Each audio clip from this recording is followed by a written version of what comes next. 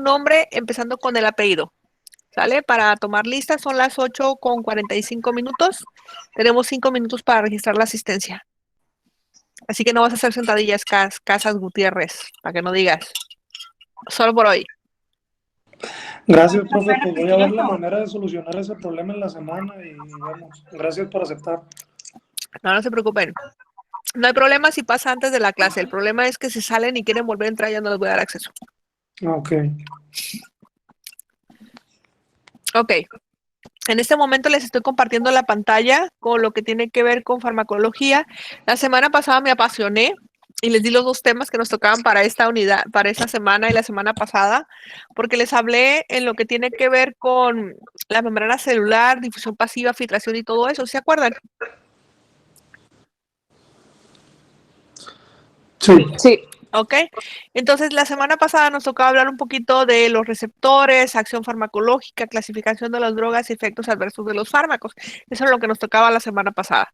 Ahí Carlos Murillo me parecía que le diera acceso y automáticamente no sé qué hizo, pero ya no me aparece. Y les comentaba también la semana pasada que desde el 21, voy a mostrarles, estoy mostrando el escritorio, de lo que viene siendo el 21 de marzo al 28 de marzo, prácticamente, aunque todavía clases, a mí no me van a ver. Yo me voy a exiliar, me voy a ir fuera de la civilización. Sin embargo, en la plataforma ustedes van a seguir trabajando, ¿ok? Sobre todo me gusta hacer ese hincapié porque el día de hoy vamos a hablar un poquito de todo esto que me brinqué, ¿sí? Porque la próxima semana nos toca hablar todavía de lo que es absorción, distribución y todo esto. Yo te lo voy a mencionar. Entonces, ¿qué vamos a hacer nosotros nuestra semana de lo que viene siendo, en este caso, del 21 al 28? No vamos a tener clase presencial. Sin embargo, la próxima semana, de lo que es el 16, la clase que tenemos el 17, vamos a hablar de dosificación, vamos a hablar de vías de administración y vamos a hablar un poquito de toxicidad. ¿Sale? Entonces, ¿qué significa? Toda la unidad 1 la vamos a ver en 3 semanas, pero ustedes van a trabajar en la plataforma durante 4 semanas. ¿Ok? El día, eh, el día 25 de marzo, yo no voy a estar con ustedes, sin embargo, ustedes van a hacer su parcial. El examen se va a abrir de las 7 de la mañana y se cierra a las 7 de la noche. ¿Eso para qué? Para que no se sature la plataforma, porque diga 404 entran a las 7 y a las 7 entran los del 4, los del 5, los del 6 y le tomaron la plataforma. Entonces ustedes tienen de 7 de la mañana a 7 de la noche para entrar a hacer su examen. Mande. Nubia, mande. Me Es que equivoqué, perdón. ok, que me levantó la manita, yo digo, trucha, porque se durmió sobre el teléfono y se despertó. Ok, entonces en esos casos, tanto el quiz del 23 como el quiz del 25 y el examen del 25, si falla la plataforma o algo, yo no voy a poder responderle sus dudas. ¿Sí? No voy a cerrar el chat de Telegram para cuando yo me conecte nuevamente a la civilización, voy a saber qué cosas escribieron. Sin embargo, pues aunque griten, pataleen y señales de humo, no me van a encontrar. ¿Sale? Porque donde voy no hay señal de internet, entonces va a ser tremendamente complicado para mí comunicarles y solucionarles si hay algún problema en la plataforma.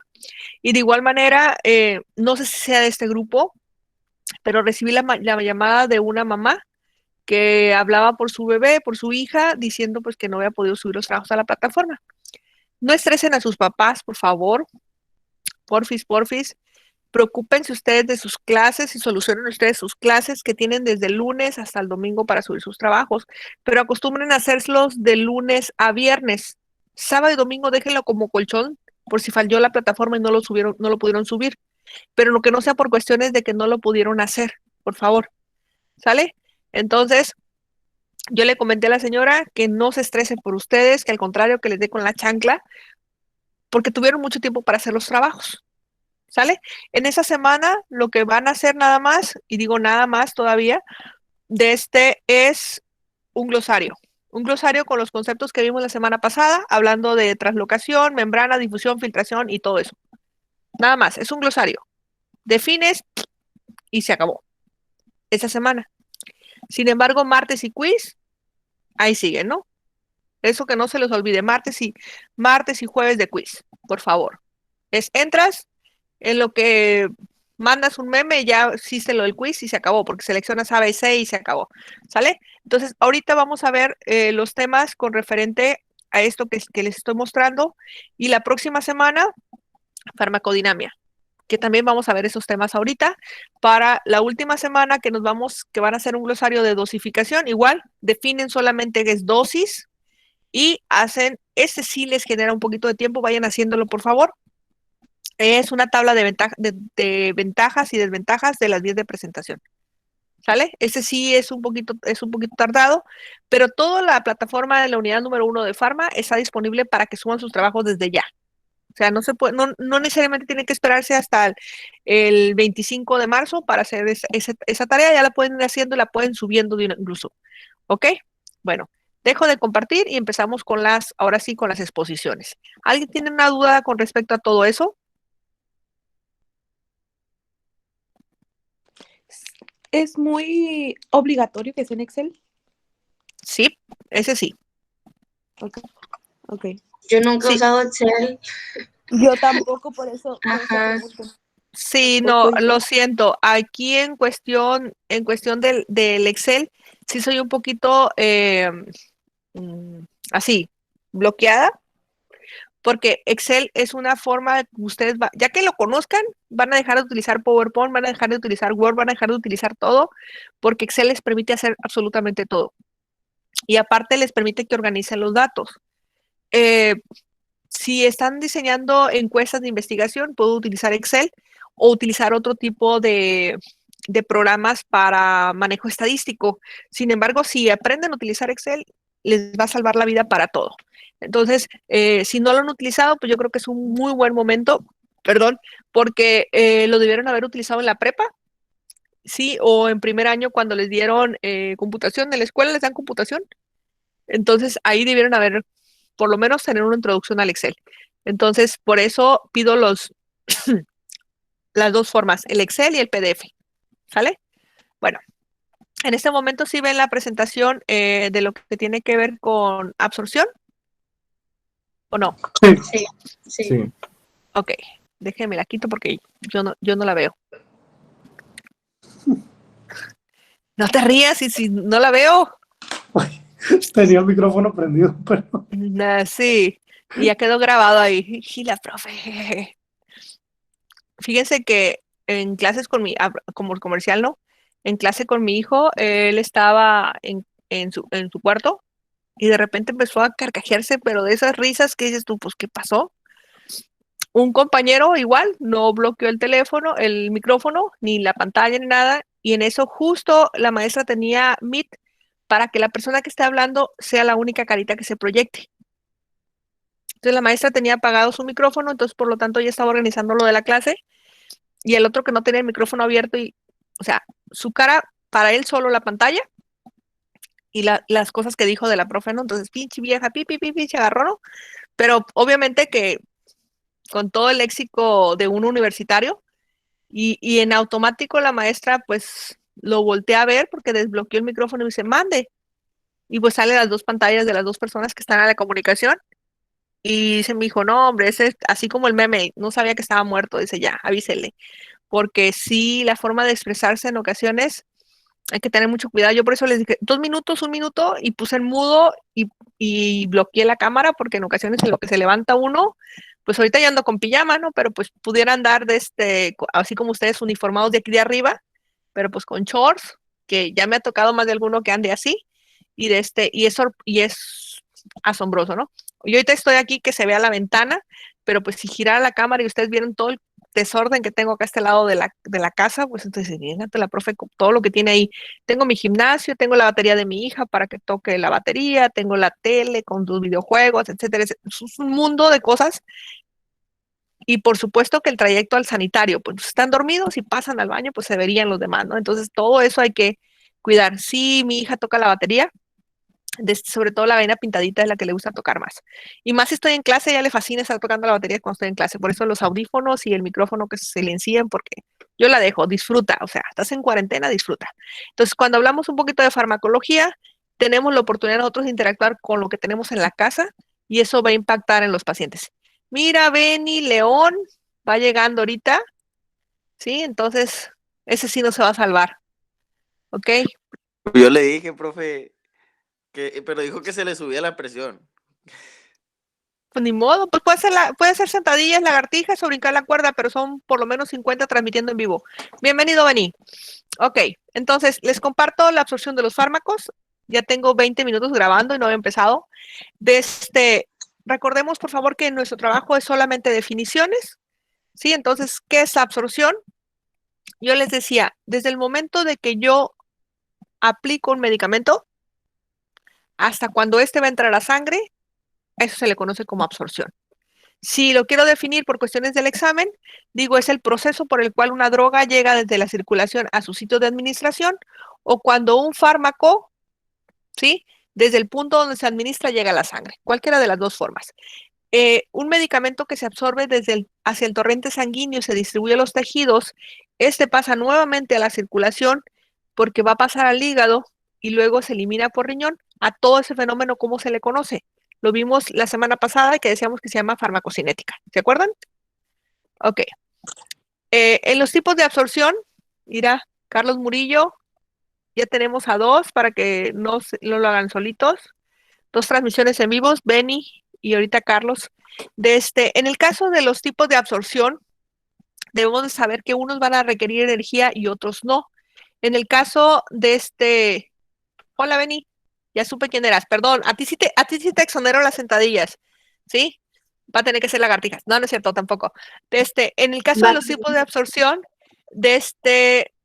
cuando nosotros tenemos células o tenemos proteínas que se encargan de transportar los medicamentos, sí, a le vamos a decir que es un mecanismo de transporte especializado, porque solamente esas proteínas van a permitir ciertos medicamentos que pasen por ahí. Y cuando hablamos del transporte pasivo, recordemos un poquito en lo que tiene que ver con las concentraciones dentro de un espacio y otro, porque si nosotros permitimos que tengamos en una situación de un gradiente de mayor concentración a uno de menor, es cuando pasan los medicamentos de un sitio a otro. Entonces, hablando de la difusión pasiva, ¿sí? A esto lo podemos hablar de difusión simple o lo podemos hablar también de filtración. Entonces, cuando pasamos nosotros de un lugar de mayor concentración a otro menor, se llama difusión simple y no requiere energía. Y cuando tenemos la filtración, pues vean por favor en este caso esta imagen, cómo llegan diferentes sustancias en esos agujeritos que tiene la membrana que permite que pasen solamente las de ese tamaño. Entonces, por supuesto que si yo tengo un agujero muy grande, hablando de esta filtración, pueden pasar partículas pequeñas y partículas grandes. Pero en el caso de los espacios donde la filtración solo y exclusivamente es para moléculas pequeñas y no complejos fármaco-proteína, pues esta filtración solamente se va a permitir para los fármacos que van solitos.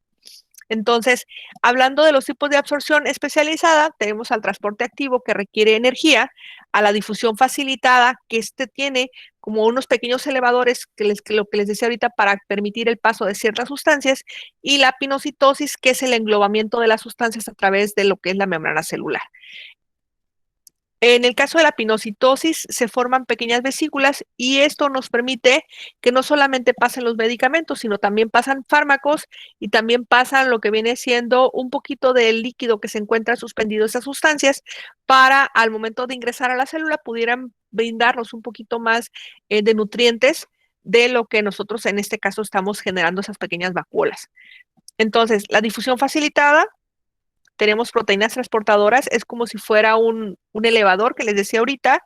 En el caso del transporte activo, vean por favor cómo se carga, en este caso, el medicamento, ingresa a esta proteína transportadora, requiere un poquito de gasto energético porque el fluido va de un lugar de menor concentración a uno de mayor concentración, cosa que no veíamos cuando estábamos hablando ahorita de la difusión pasiva. En la difusión pasiva nosotros tenemos mayor concentración a uno de menor. Aquí es al revés, por eso necesitamos energía. Es como cuando ustedes quieren pasar un extraordinario, pues requieren mayor energía, porque no solamente es aplicarlo, sino también lo tienen que pagar. ¿Ok? Y la pinocitosis, vean por favor aquí cómo se imaginan esas pequeñas vacuolas y tenemos líquidos junto con lo que viene siendo el complejo fármaco-proteína. Ok, ¿alguna duda con ese tipo para nosotros poder permitir el paso de las sustancias a través de las membranas?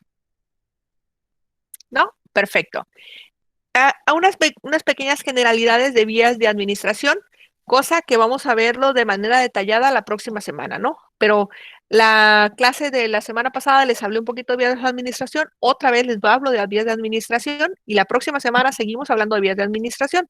No puedo hablar de farmacología sin conocerlas y decíamos que tenemos lo que viene siendo la vía parenteral, la vía enteral y la vía tópica.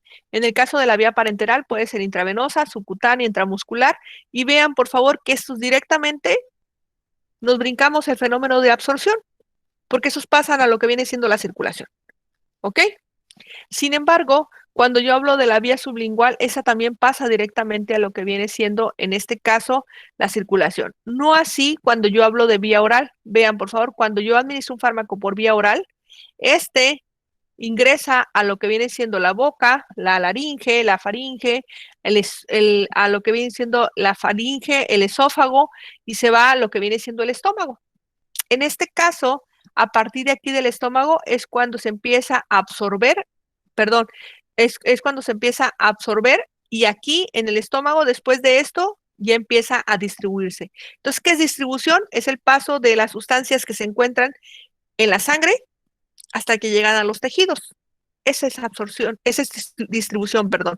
La absorción viene siendo desde el momento del sitio de la administración del medicamento hasta que llega a la circulación. En el caso de la vía rectal, vean la importancia rapidito de cómo estos medicamentos pasan a la circulación. Este órgano que se encuentra aquí de color rosita viene siendo el hígado y aquí es donde nosotros llevamos la biotransformación.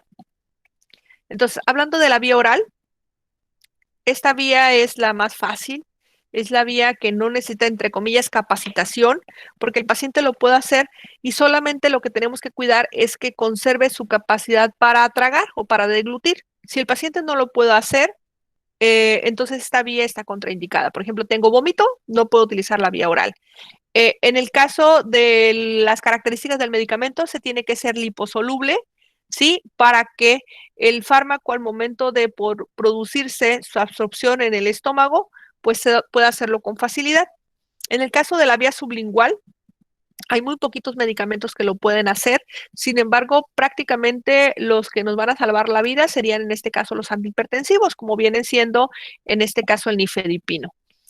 La vascularidad del acceso, el fácil acceso de la vía sublingual, pues hace que nosotros en los servicios de urgencias y la disponibilidad de este medicamento en sangre no sea una de las vías muy importantes en los servicios de urgencias. Repito, la vía rectal en este caso se utiliza en pacientes principalmente que están inconscientes, en los pacientes que tienen fiebre y durante los cuales la vía oral tenga alguna limitante. La presentación viene en forma de supositorios.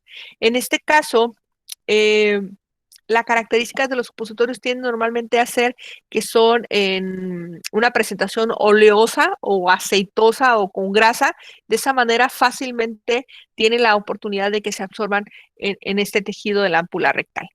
La vía intravenosa, ojo con esto, hay que cuidarla bastante, sobre todo por el riesgo que tienen los pacientes de generar una toxicidad mucho mayor, hablando del tiempo en el cuanto nosotros podemos utilizarla con los pacientes. Como prácticamente nos brincamos lo que es la absorción y estamos distribuyendo el medicamento porque ya se encuentra en sangre, los efectos adversos los vamos a tener en un tiempo muy cortito. Por ejemplo, si administro un medicamento en un paciente vía intravenosa y el medicamento le genera una alergia o una alteración a nivel del corazón, puede ocasionar la parada cardiorrespiratoria. En Estados Unidos, por ejemplo, para detener el corazón a las personas que cometieron un delito, dentro de la inyección letal lo que contiene es el cloruro de potasio. Entonces, si yo administro algún medicamento que contenga potasio vía intravenosa al paciente, puede ocasionarle una lesión. Por eso utilizo en ocasiones en terapia intensiva las bombas de infusión. Administro medicamentos IV, pero la dosificación que le estoy dando al paciente en esa bomba de infusión me permite que yo tenga un margen de seguridad mucho más grande que si lo administrara de manera directa yo sin ese aparato. Entonces, los niveles de medicamento, normalmente cuando administro algo a nivel de lo que ve la vía intravenosa, es estable y uniforme.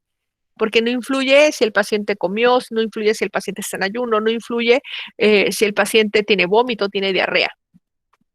Hablando de la vía intramuscular, mencionábamos que las condiciones para que el paciente tolere cierta cantidad de medicamento radican en cómo está ese músculo de grande. Por ejemplo, en el caso de los glúteos, soportan hasta 4 mililitros en el sitio donde yo administro el medicamento.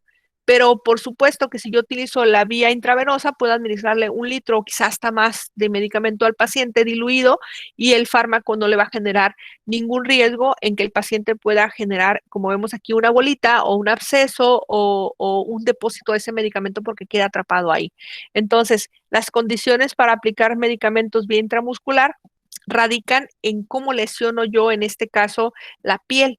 Si el paciente no tiene una buena higiene y yo no hago una técnica de asepsia adecuada, puedo ocasionar al paciente un absceso. La vía subcutánea pues se utiliza principalmente para que el paciente se lo autoadministre porque no le da tanto miedo como esta jeringa cuando utilizo un medicamento intramuscular porque se la tengo que aplicar todita y en un ángulo de 90 grados.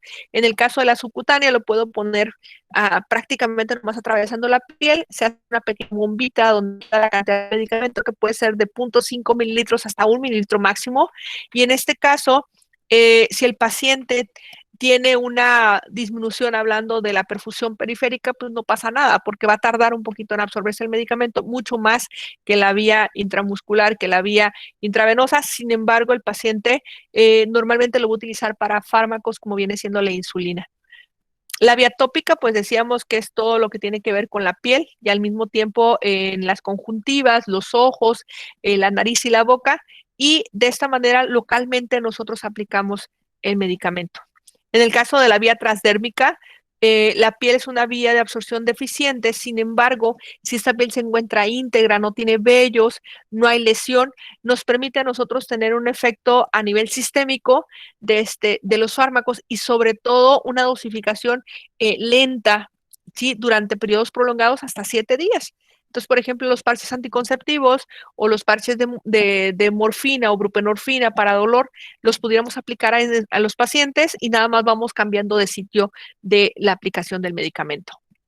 La vía inhalatoria, de igual manera, al igual que la vía tópica, nos permite un efecto localizado en el órgano que nosotros queremos tener un efecto terapéutico, en este caso sería el pulmón, nada más que tenemos que conocer un poquito de algunas contraindicaciones para aplicar estos medicamentos. Por ejemplo, si yo no coordino lo que viene siendo inhalar y al mismo tiempo aplastar el medicamento, pues el paciente se va a quedar con el fármaco impregnado en cavidad oral.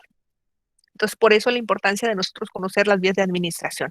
Es una vía de administración rápida y puede aplicar fármacos que se llaman broncodilatadores o incluso algunos antiinflamatorios como son los corticosteroides. Y pues esta vía que se llama la intratecal es la que utilizan los anestesiólogos o los durante el procedimiento quirúrgico para ocasionar un efecto de anestesia. Yo les decía ahorita al grupo 6 que a pesar de que decimos que normalmente lo hace un médico especialista, en muchas ocasiones quien capacitó a ese médico especialista tiende a ser una enfermera. Entonces, pongan ustedes muchísima atención a esto porque ustedes les van a tocar formar médicos. Entonces, ¿en qué radican? En que realmente conozcan la técnica y que sean ustedes unas personas hablando de la anatomía para poder llegar a las diferentes, en este caso, partes anatómicas van a hacer la diferencia para que ustedes puedan capacitar a otra persona, no nomás un médico, sino también a otra enfermera. Entonces, en este caso, el fármaco se va a localizar o se va a introducir en el espacio intradural, que nosotros primero obtenemos lo que viene siendo líquido cefalorraquídeo y ya posteriormente, después de eso, aplicamos el medicamento. Ojo, no solamente es para la anestesia, en ocasiones se utiliza como para aplicar algún tipo de fármaco de tipo antibiótico cuando el paciente tiene un proceso infeccioso, llámese meningitis. Entonces, las meninges son las capas que van a recubrir tanto el encéfalo como la médula espinal y cuando nosotros hacemos una punción, en vez de encontrar un líquido claro, transparente, así se le conoce como agua de roca, pues encontramos un líquido viscoso, incluso verde, fétido y todo eso cuando está infectado. Entonces, cuando el paciente tiene un proceso infeccioso y hay inflamación, no nomás la vía intratecal permite que pasen los medicamentos a través de esta barrera, sino también lo va a permitir que lo hagamos por vía parenteral o vía intravenosa. Pero cuando no hay proceso inflamatorio, los medicamentos no ingresan a esta vía o batallan bastante. Mande, David. ¿La epidural en dónde coloca? ¿Es ahí, no? Ajá, el epidural, la vía intratecal. Ok, gracias. ¿Sale? Entonces, esto nos permite a nosotros que tengamos la oportunidad de aplicar de manera específica un fármaco. También tenemos la vía intraarterial, que en este caso hay que cuidar bastante porque ocasionan muchos fármacos necrosis, isquemia en el área donde administramos el medicamento, ¿sí? Y pues también tenemos la vía intraósea, que en este caso, aunque dice que se emplea en situaciones de urgencia en los pacientes con reanimación cardiopulmonar, también la podemos utilizar cuando el paciente tiene un problema de osteomielitis o procesos de septicemia y ocupamos que el fármaco llegue a nivel del hueso. Entonces, estas vías es importante que nosotros tengamos que existen y en nuestro trabajo de la última semana de esta unidad, pues tenemos que hacer una tabla hablando de ventajas y desventajas de cada una de ellas. Vamos a hablar un poquito de lo que tiene que ver los factores que modifican la absorción. Entonces, radica la solubilidad. Por ejemplo, si yo tengo un medicamento que viene para que le eche agua, que es suspensión, va a ser muy diferente a un fármaco que viene ya diluido en agua, que sería en este caso un jarabe. Entonces, el soluto, ¿sí? En la cantidad de disolvente que yo tengo impacta para que yo tenga un efecto farmacológico. En el caso de la formulación de los fármacos, al ser administrados por diferentes vías, impacta, vean por favor, la presencia de estas capsulitas que adentro de ellas tienen pequeñas bolitas.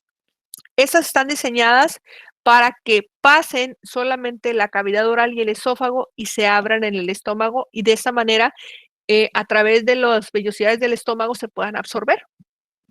Sin embargo, vean, yo les decía, si yo voy a administrar un medicamento con esto y después de poner la jeringa aquí, la aguja lo voy a administrar a través de la piel del paciente, lo que hago, yo cambio de aguja, 2 agujas por una jeringa. ¿Por qué? Porque cuando administro un medicamento intramuscular, después de haberlo pasado por ahí, en ocasiones el filito ya lo quité y el paciente voy a batallar, sobre todo en sitios donde el paciente muchas veces ya se ha administrado medicamentos intramuscular. ¿Ok? Con la jeringa de insulina no pasa eso porque la jeringa de insulina, el calibre es muy pequeñito y la cantidad del medicamento que voy a aplicar también es poco. Estamos hablando de 10 unidades normalmente de insulina. Sin embargo, imagínense una ceftriaxona que voy a administrar 4 mililitros y viene en polvito y viene así, que luego lo tengo que mezclar y luego administrarlo. En ocasiones se cristaliza y cuando yo quiero aplicar el medicamento se tapa la jeringa. La aguja, entonces en ese caso, pues les repito, yo lo cambio y utilizo 2 agujas. Otro de los factores que modifican la absorción tiene que ver con la concentración de los medicamentos. Entre más concentrados, ¿sí? Hay mayor rapidez porque la concentración de un lado hacia el otro va a cambiar y la disociación del medicamento va a permitir que interactúe con lo que viene siendo los líquidos del cuerpo. Y por supuesto la absorción en el sitio de circulación. Ve al baño, mi amor, ahorita te alcanzo. Entonces, el área de la superficie también impacta. Por ejemplo, dentro de los órganos más grandes que tenemos para hablar de absorción de medicamentos se encuentra el pulmón, específicamente en el alveolo. Entonces, cuando yo hago un medicamento que lo administro inhalado, por ejemplo, lo nebulizo, tiene muchísimos alveolos para que llegue el medicamento. Recordemos que si yo tengo un sitio donde va a llegar el fármaco y ya está ocupado por uno, el fármaco anda viajando en la sangre hasta buscando el otro sitio de donde va a llegar y se va a fijar, donde tiene esos receptores. Entonces, entre mayor tengo una superficie de receptores, mayor oportunidad que tenga el fármaco y se estacione ahí o tengamos el efecto terapéutico. Y les pongo, por ejemplo, tengo un estacionamiento exclusivo para matis o para bochos, pues si llega una, no sé, una Titán o llega un camionero, pues va a agarrar 3 lugares para ese estacionamiento de esos carros pequeños.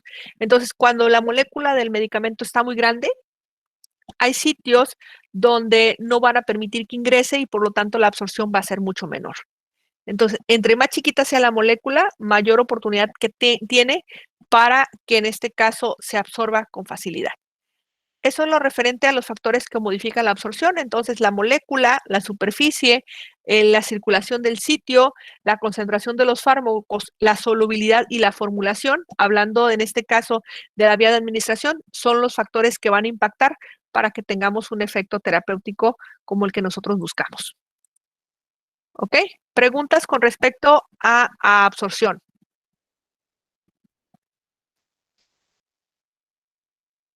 ¿Ninguna? Ok, Profe, Yo, mándeme. entonces, nada más en cuestión de la molécula del medicamento. Si la molécula es más grande, es más lenta la absorción. Y si la molécula es más chica, es más rápida. Así es, sobre todo porque forma complejos fármaco-proteína. Y cuando está pasando por la circulación para llegar al sitio donde yo espero tener la oportunidad de distribuirla, o sea, que pase a la circulación, es cuando tengo esa dificultad porque está muy grande. Ok, gracias. Ok. Voy a presentarles ahora entonces la presentación de distribución. Entonces ya tengo yo la molécula que está llegando a la sangre y a partir de la sangre vamos a llegar a los tejidos. Vente, mi amor.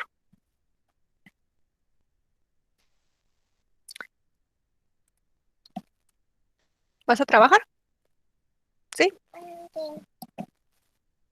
Ok, aquí tomo notas a los que voy a reprobar. Ya los anoté aquí. Ándale, pues. Siéntate ahí en la sala, ahorita voy contigo. En el caso de la distribución de los medicamentos, hablábamos nosotros de hacia dónde se dirige el medicamento y necesita algunos transportadores.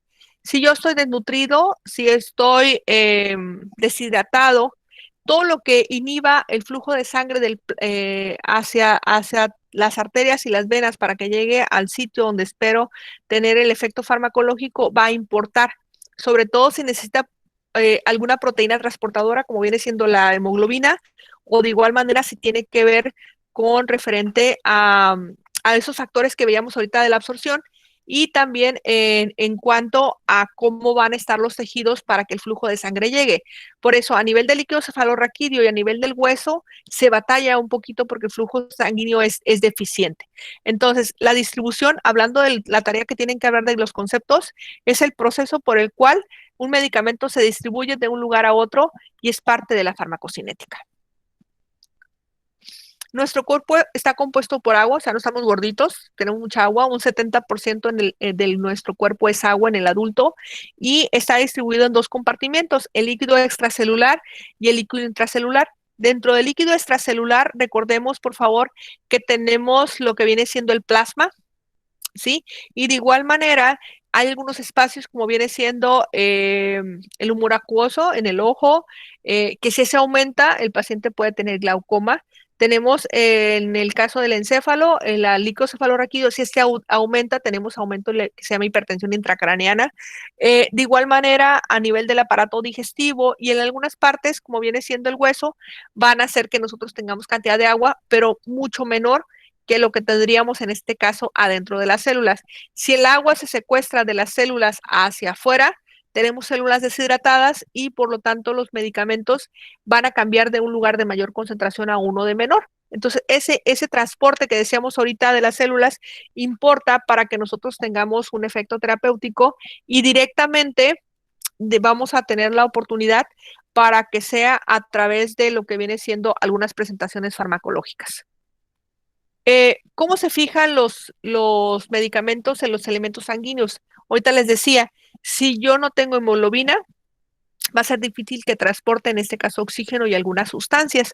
En este caso, podemos utilizar nosotros lo que tiene que ver el transporte activo de los medicamentos, ¿sí? Cuando se unen estos a ciertas proteínas transportadoras. Entonces, dentro de los principales factores que van a afectar o modificar la distribución de los medicamentos, radican hacia qué órgano van a ir, radica el flujo sanguíneo y la unión a proteínas plasmáticas, así como la solubilidad que tenemos nosotros del medicamento y cómo está en este caso distribuido. Por ejemplo, si el órgano es muy grande, como viene siendo el hígado, como viene siendo en este caso en una mujer embarazada del útero, va a ser mucho más fácil que llegue el fármaco. Sin embargo, si yo ocupo que llegue a al encéfalo o que yo ocupo que llegue a alguna parte específica donde tengo un proceso inflamatorio, esa inflamación va a llamar para que llegue con mayor facilidad, en este caso el medicamento. El flujo sanguíneo, específicamente vean esta imagen que es de color naranjita o casi amarillo, el adipocito tiene afinidad por los medicamentos, pero se queda con ellos. Es como que estoy enamorada y me quedo y no suelto nada. El adipocito así es. El adipocito secuestra nutrientes, secuestra los medicamentos, pero no permite que estos se utilicen con facilidad. Entonces, cuando yo tengo la oportunidad de un tejido que está ricamente vascularizado, llega el fármaco y hace su efecto terapéutico mucho más rápido. Nuevamente pasa a la circulación para irse al hígado. Cuando se va al hígado es cuando cambia de forma y nos permite a nosotros poder pasarlo a la circulación para eliminarlo. Pero en ese trayecto, desde que yo lo absorbo y lo voy a distribuir, si se fija proteínas o se fija a los adipocitos, el efecto farmacológico va a ser mucho más largo. Esto es un principio que impacta sobre todo cuando administro un medicamento y el contenido de grasa que tiene el paciente secuestra el fármaco. Voy a necesitar una cantidad mayor del fármaco, pero cuando quiero revertir el efecto farmacológico voy a tardar. En el caso de los anestésicos es el ejemplo más claro que en un paciente obeso el proceso de inducción de la anestesia va a tardar mucho mayor, pero cuando yo quiero revertir el efecto anestésico tardo todavía un poquito más. Si tengo un paciente que no está obeso, que es un paciente que no tiene una gran cantidad de tejido graso, el paciente para inducir la anestesia es rapidito y para revertir ese efecto de anestesia también es rapidito. Entonces tengo que cuidar bastante porque durante el proceso anestésico ese paciente que está delgado, que no tiene grasa, puede recuperar el estado de conciencia y el paciente va a ser traumático para él. Entonces, esa permeabilidad de las membranas y ese contenido graso hace que la fijación de los tejidos de los medicamentos tenga cambios o me permita a mí que pueda conjugar hablando de la dosificación. Entonces, la velocidad de acceso de un fármaco al tejido depende del flujo sanguíneo, pero también depende de la vascularización que yo tengo y la cantidad de adipocitos. Entonces, si yo quiero dejar un medicamento de depósito, por ejemplo, los anticonceptivos, ¿qué hago? Lo utilizo, en este caso, subdérmico o subcutáneo, dependiendo, y ese tipo de hormonas me permite a mí que yo lo esté segregando incluso hasta por años. El implante subdérmico se mezcla mucho la cantidad de ese fármaco con las grasas de la mujer y de tal manera que voy a tener un efecto farmacológico anticonceptivo hasta por 3 a 5 años. Entonces, el equilibrio, la distribución de la velocidad de salida y entrada del medicamento es igual. Si yo tardo para tener un efecto farmacológico, en el caso de que se mezcle con grasas, voy a tardar en recuperar, que mi paciente recupere el estado de conciencia. Entonces, esta molécula que está aquí, vean por favor, tiene un anillo, viene siendo el ácido acetilsalicílico o la aspirina.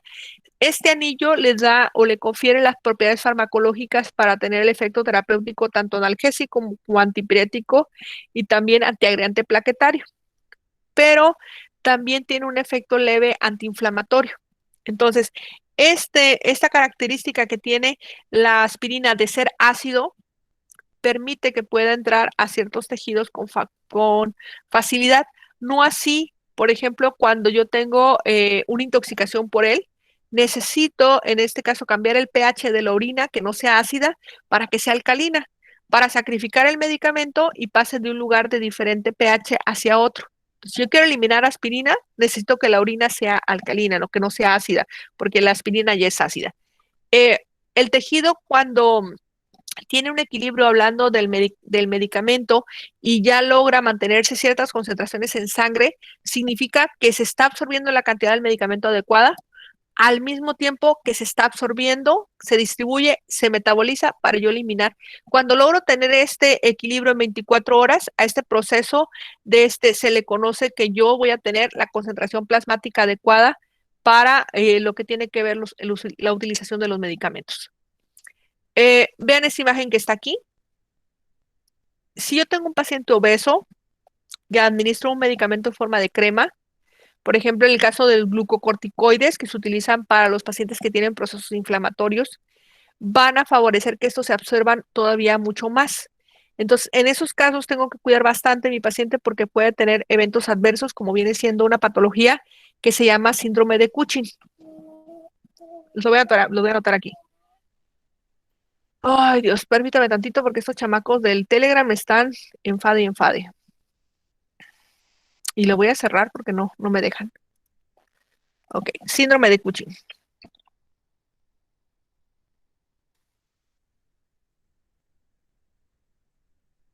¿Alguien ha oído hablar del síndrome de Cushing? Yo no. Ande. Ahí voy, mi amor. Entonces, el síndrome de Cushing es una hipofunción de mi glándula suprarrenal para segregar las hormonas, como viene siendo el cortisol. Se le conoce también como hipercortisolismo. Eso pasa cuando administro yo corticoides de manera sintética y mi cuerpo ya no está produciendo sus propios corticoides. Entonces, en esos casos tengo que tener mucho cuidado porque lo puedo absorber a través de la piel y se fija mucho a lo que vienen siendo las grasas. Eso ocasiona que mi paciente tenga mayor grasa todavía porque tiene que alterar el metabolismo de las grasas y sobre todo esa grasa se acumula en lo que es la cara, ocasionando edema, incluso aquí atrás de la espalda y en lo que viene siendo en la parte del abdomen, sobre todo abdomen bajo, hace que el paciente aumente de peso. Eso es una situación muy importante que nosotros tenemos que identificar porque los pacientes los van a utilizar sobre todo para lo que tiene que ver con el manejo del dolor, pero también tienen un impacto muy importante inflamatorio a nivel pulmonar. Entonces, si yo llego al hospital, al servicio de urgencias por una lumbalgia, me pueden administrar medicamentos para el dolor de ese tipo de corticosteroides, pero solamente una o dos o tres ocasiones máximo en un año. Pero ¿qué pasa con el paciente que va por lumbalgia el lunes, se regresa por lumbalgia el otro lunes y siguiendo por lumbalgia y le toca a diferentes personas en el servicio de urgencias y el paciente no se está atendiendo su lumbalgia, solamente el evento agudo? Entonces, esa aplicación de corticosteroides ocasiona esa enfermedad. Ok, cuando hablamos de los pasos de los fármacos a través de lo que es la placenta, líquido cefalorraquídeo, en este caso nosotros tenemos que visualizar lo que les decía, que si hay un proceso inflamatorio, este espacio intracelular se expande y permite que pasen los medicamentos por cualquier vía. Si este espacio no hay proceso inflamatorio, no pasan los medicamentos. Entonces, esta situación conlleva a que nosotros tenemos barreras muy importantes y no todos los fármacos, sobre todo en procesos infecciosos, pueden ingresar al encéfalo. En el caso del líquido cefalorraquídeo, representa el 10% de nuestro volumen intracraneal. Su función es transportar nutrientes y metabolitos, sin embargo, en ocasiones se puede infectar. Entonces, cuando se infecta es cuando nosotros tenemos una patología que se llama meningitis. Los cambios que pueden tener el líquido cefalorraquídeo radican en cuando nosotros a través de la vía intratecal administramos soluciones y eso hace que aumente su presión intracraneal. En esos casos, los fármacos anestésicos al momento de retirarlos, pueden ocasionar que los pacientes continúen con cefalea, vértigo, incluso disminución en lo que viene siendo la sensibilidad. Entonces hay que cuidar bastante esa vía y no lo hace cualquier persona. En el caso de la placenta, a diferencia del líquido cefalorraquídeo, la placenta se encarga de que todo lo que entra a la circulación primero pase al feto y luego lo demás. Por eso, dentro del metabolismo del calcio, la mujer embarazada a partir del tercer trimestre necesita tener alguna sustitución de su alimentación más calcio, en este caso por vía enteral, porque si no el calcio que tiene la mujer que pasa a la circulación se secuestra y se va hacia los huesos del feto. Entonces vamos a tener mujeres embarazadas o en el puerperio que tienen en este caso caídas dentales o fracturas incluso, desde pérdidas de talla por esas características de que el feto secuestra el calcio. Les decía ahorita cómo me doy cuenta yo que este feto tiene alguna alteración. Por ejemplo, les decía en cuestión, hablando de la placenta, si bien se encarga como si fuera el transporte de nutrientes, oxígeno y todo hacia el feto a través del cordón umbilical, este feto cuando está en útero a partir de la semana 3 de gestación es capaz de empezar a desarrollar su propio sistema digestivo. Entonces, este feto traga el líquido amniótico y defeca líquido amniótico. Eso nos permite tener un control de la cantidad de líquido amniótico que voy a tener yo durante su desarrollo fetal. Si eso aumenta y yo tengo Leira, bienvenida. No sé por qué no te has registrado. ¿Ok? En este caso ya es retardo y muy retardado eso. En los pacientes, lo que tengo que hacer con ellos es medir el fondo uterino. Si yo tengo una mujer embarazada de 1 mes de embarazo, 2 meses de embarazo, o sea, llámese 4, 8 semanas, incluso desde 12 semanas, que son 3 meses de embarazo, ¿dónde debería estar el fondo uterino? Prácticamente yo no lo debo ni de tocar. El fondo uterino cuando mucho va saliendo de la sínfisis del pubis.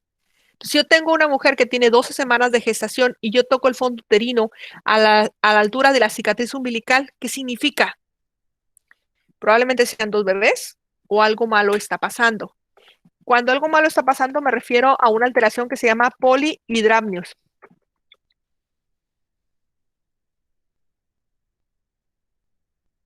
¿Qué es polihidramnios? ¿Alguien sabe?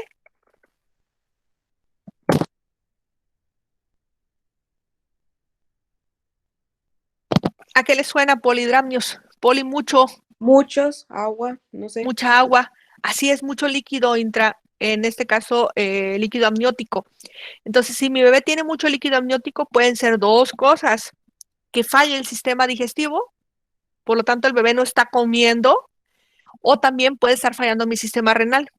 Y cuando hablo de fármacos, para yo poder metabolizar los fármacos para que estos se puedan eliminar, necesito al hígado, y para eliminar necesito al riñón. Entonces, si mi feto no puede eliminar los medicamentos que están en la sangre que pasaron por él, voy a tener una intoxicación en ese feto. Entonces, por eso no puedo administrarle medicamentos a la mujer embarazada, porque el hígado y el riñón de mi paciente que está intrauterino no logra metabolizar los medicamentos. Y son factores que van a hacer que nosotros tengamos intoxicaciones fetales y el bebé se murió. ¿Cómo se llama cuando yo tengo un bebé que se muere in útero después de la semana 20? ¿Alguien sabe?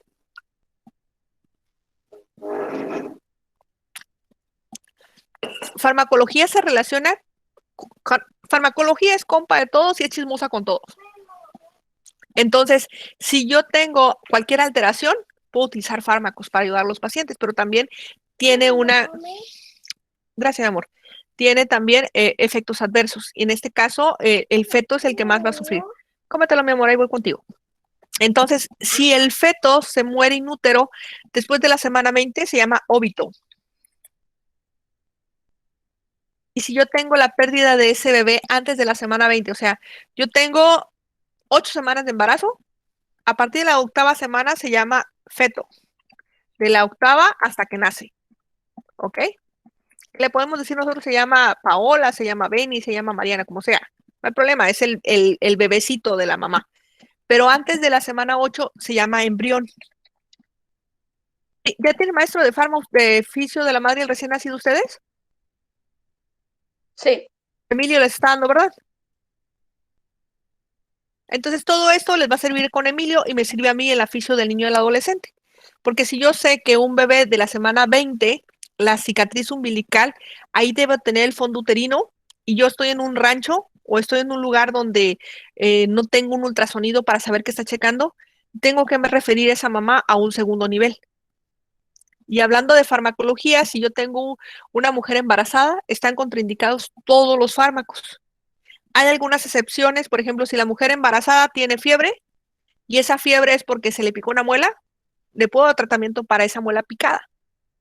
Pero medicamentos que el hígado y el riñón de ese bebé lo tolere, de ese feto lo tolere. No le voy a dar ni ciprofloxacino porque ocasiona retraso en el crecimiento y está contraindicado en los menores de 18 años. ¿Ok?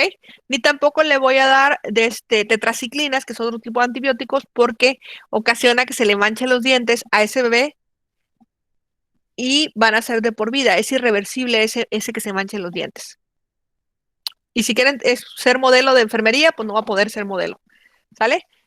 Entonces, esto nos permite a nosotros identificar de manera interdisciplinaria el uso de fármacos durante la mujer embarazada y sobre todo representa un gran problema porque estamos muy limitados con la utilización de los medicamentos. ¿Ok? ¿Alguna pregunta con respecto a lo que tiene que ver en este caso distribución? Hablen ahora. Voy a dejar de grabar para que hablen con confianza.